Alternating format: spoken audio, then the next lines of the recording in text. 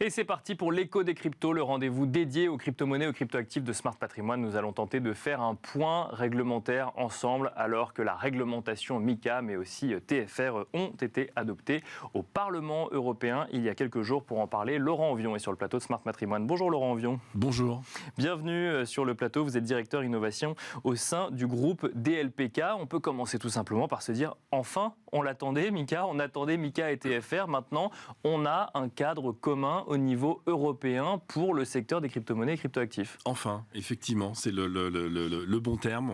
Ça a été de longues discussions et négociations entre les députés européens, les différentes instances de défense des acteurs du secteur d'activité des actifs numériques. Et on a enfin un cadre. D'aucuns diront qu'il n'est pas parfait, qu'il est perfectible, etc. Certainement, peut-être, mais contrairement à de nombreux continents et pays, en Europe et particulièrement en France, il existe un cadre. Bien sûr. Ce cadre est extrêmement clair, il est très précis. D'aucuns souhaitent maintenant exercer une activité autour des actifs numériques en France et en Europe. C'est exactement à quoi s'en tenir et comment faire et opérer pour pouvoir opérer sur le marché européen.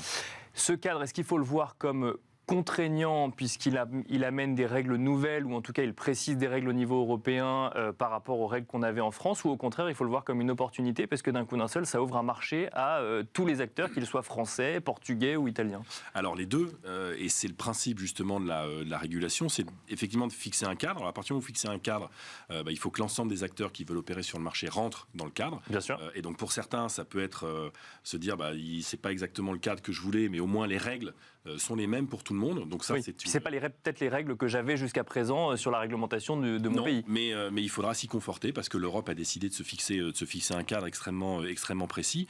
Et puis c'est aussi une formidable opportunité à la fois pour l'Europe et puis on y reviendra pour la France. Pourquoi pour l'Europe? Parce que c'est le premier continent à se doter d'une telle réglementation. Aux États-Unis, on voit que la SEC tâtonne un petit peu et essaye de donner des coups de bâton à droite et à gauche, mais sans ligne très claire. Et beaucoup d'acteurs nous disent c'est compliqué en ce moment de lancer des projets, de vouloir faire des choses aux États-Unis parce qu'on ne sait pas quelle sera l'interprétation a posteriori de la SEC. Et au moins en France et en Europe, on voit que le cadre existe. Alors s'il ne nous plaît pas, on ne vient pas. S'il nous plaît, c'est là pour le coup une formidable opportunité.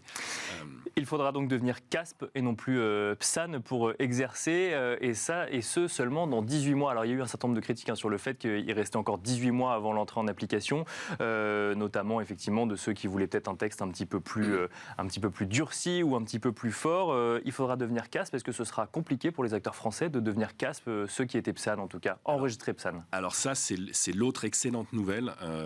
Mais là, pour la France et pour les acteurs français, on a la chance en France d'avoir une dynamique autour de cette réglementation depuis 2019 et depuis la loi Pacte. Donc on a vraiment un régulateur, que ce soit l'AMF et la CPR et puis les politiques, qui œuvrent à l'établissement de ce cadre et à favoriser l'émergence d'acteurs, si ce n'est franco-français, en tout cas étrangers, qui viennent s'installer en France.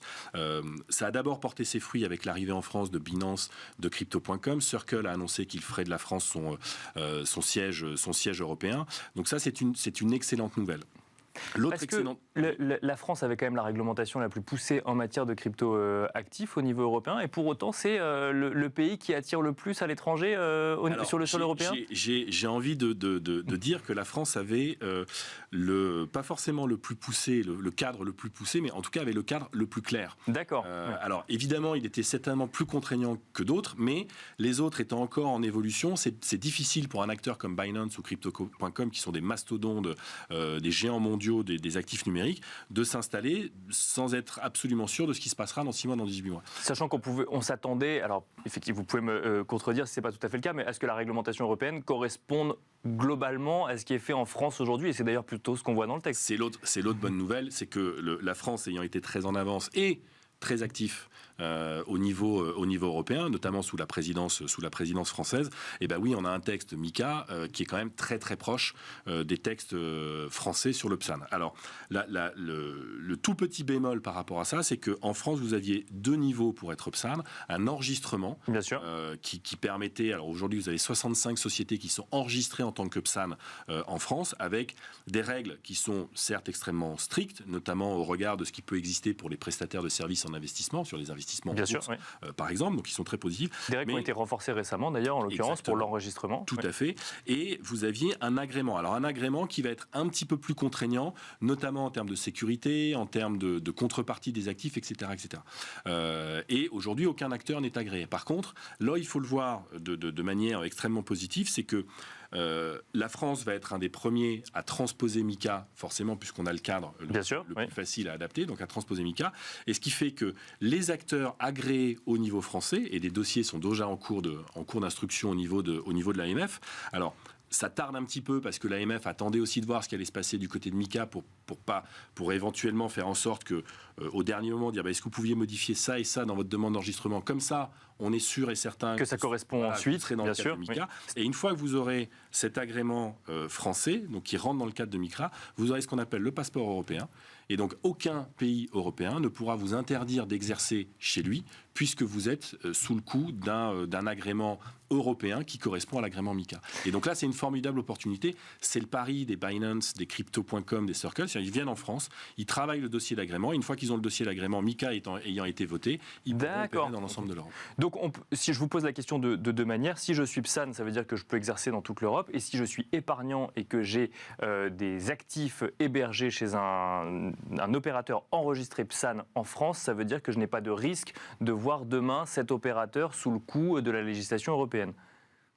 Alors, non, à partir du moment où l'acteur, alors je fais vraiment une distinction entre enregistré et agréé PSAN. Bien sûr, oui. Les acteurs agréés PSAN pourront opérer sur l'ensemble de l'Europe. Agréé PSAN, il n'y en a pas encore aujourd'hui, mais effectivement, les démarches sont peut-être un petit peu rallongées du fait d'attendre que MiCA entre en vigueur. Et alors, le Luxembourg, qui est un des pays également assez avancé, mais forcément moins actif en termes de dynamique qu'en France, voilà, on sent la même dynamique, mais eux aussi attendaient d'avoir MiCA pour pouvoir créer des champions européens également. Voilà, donc tout ça sont vraiment de très bonnes nouvelles, à la fois pour les sociétés qui souhaitent s'installer en France et en Europe, et pour les investisseurs, parce que vous allez avoir un cadre extrêmement clair. Et alors ça, c'est quelque chose qu'on répète depuis 2 ans déjà, mais si vous voulez investir en France ou en Europe, tournez-vous vers un PSAN, demain vers un prestataire agréé, donc soit PSAN, soit MiCA, soit MiCA en Europe. Donc CASP, prestataire fournissant des services sur cryptoactifs, exactement. Ouais. Et donc là, vous aurez la certitude d'être dans un cadre à la fois juridique, réglementaire, financier, économique, qui garantira vos investissements. Rapidement, avant de parler peut-être un petit peu de ce qui concerne les influenceurs crypto, est-ce que cette réglementation MiCA, selon vous, protège l'écosystème français ou européen des acteurs étrangers basés à l'étranger ?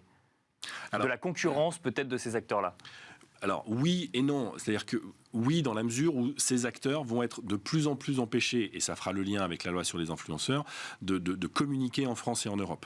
C'est-à-dire que un des avantages d'être PSAN en France, que ce soit enregistré ou agréé, c'est que vous avez le droit de faire de la publicité. Vous avez le droit de faire la promotion de vos services. Si vous ne l'êtes pas, vous n'avez pas le droit, vous êtes sous le coup d'une interdiction, et les diffuseurs qui se risqueraient à faire la promotion d'acteurs non enregistrés seraient eux aussi sous le coup d'amende ou sous le coup de sanctions.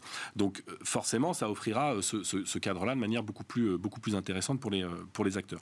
Et pour les investisseurs, de la même manière, ce sera une lecture beaucoup plus simple globalement, un acteur qui est basé aux Bahamas ou même à Singapour, à Singapour, s'il est basé à Singapour, tout respectable qu'il soit, s'il n'a pas fait les démarches pour être agréé en France ou en Europe, il ne pourra pas exercer et faire la promotion de ses services ni en France ni en Europe.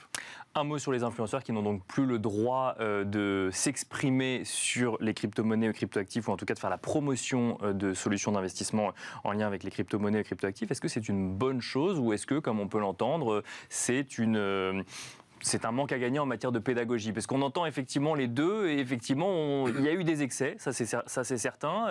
Et est-ce qu'il faut ne regarder que les excès ou regarder effectivement la pédagogie également? Là, pour le coup, je pense qu'on est allé un petit peu trop loin du point de vue législatif. Et en plus, on a un peu le sentiment, pardonnez-moi l'expression, dans l'écosystème crypto de s'être fait avoir sur le sujet. Parce qu'on nous a dit, si, les influenceurs auront le droit de faire la promotion des acteurs PSAN, bien sûr, à condition qu'ils soient agréés. D'accord. Et en attendant, il n'y a pas d'agrément. Il n'y a pas d'agrément et l'AMF a des difficultés à distribuer des agréments. Donc c'est pas une bonne chose parce que pour le coup, ça coupe court à absolument tout et ça crée des espèces de flou juridiques où effectivement la pédagogie est extrêmement difficile à porter désormais parce que vous n'allez pas pouvoir financer entre guillemets par la publicité d'acteurs qui sont parfaitement légitimes, ces travaux de pédagogie. Donc, mais est-ce que ça ne permet pas quand même de couper court aussi à toutes ces propositions d'investissement peu claires qu'on pouvait voir à certains moments où, sans parler d'arnaque, les épargnants n'étaient pas forcément conscients du niveau de risque qu'ils prenaient sur certaines plateformes non enregistrées, par exemple? L'intention de protection du consommateur final est toujours louable. Ça, il n'y a absolument pas de débat là-dessus. Mais on aurait pu et on aurait souhaité de la part du législateur qu'ils permettent aux enregistrés PSAN, c'est-à-dire que les 65 sociétés aujourd'hui qui sont enregistrées PSAN en France, il n'y a aucune raison de leur interdire l'accès aux influenceurs et à la promotion de leurs services auprès des clients et des investisseurs finaux. Ou alors il faut remettre en cause l'enregistrement PSAN et donc le travail de l'AMF et de la CPR, mais ça paraît complètement incohérent. Donc là-dessus, je pense qu'on est allé vraiment trop loin et c'est extrêmement dommageable et je pense que ce sera contre-productif parce que les influenceurs qui sont basés hors Union européenne. Hors Union européenne, pour faire simple et ne pas citer de pays, vont continuer de faire la promotion de leur sujet et seront très loin d'être embêtés ou gênés de quoi que ce soit, malgré les promesses des politiques.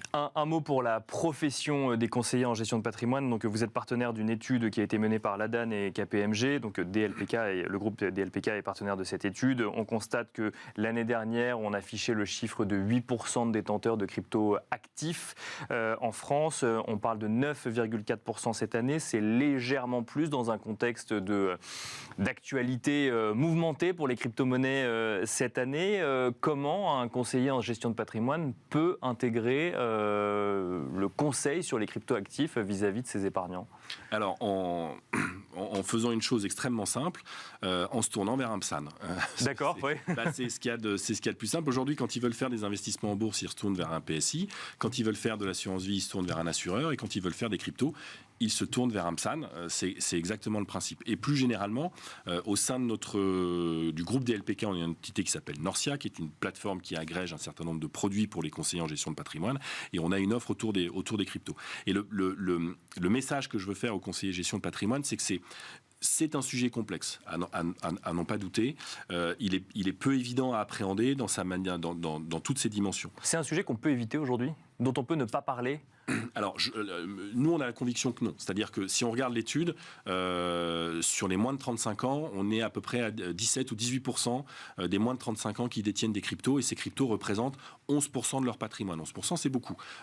Donc, il faut leur en parler, même si pour dire qu'on n'y croit pas ou qu'il ne faut pas y aller, mais il faut leur en parler. Il faut avoir une conviction par rapport à ça. Parce que si vous allez voir aujourd'hui des clients de 30-35 ans qui sont les futurs patrimoines dans 15-20 ans pour les conseillers en gestion de patrimoine, et que vous ne pouvez pas ou vous ne savez pas leur parler de crypto, vous aurez un problème de légitimité et de crédibilité. Après, vous pouvez très bien, parce que vous avez fait un travail pédagogique, on accompagne un certain nombre de CGP sur le sujet, d'autres structures le font au sein de l'ADAN, l'Association pour le développement des actifs numériques, ou des différentes chambres syndicales.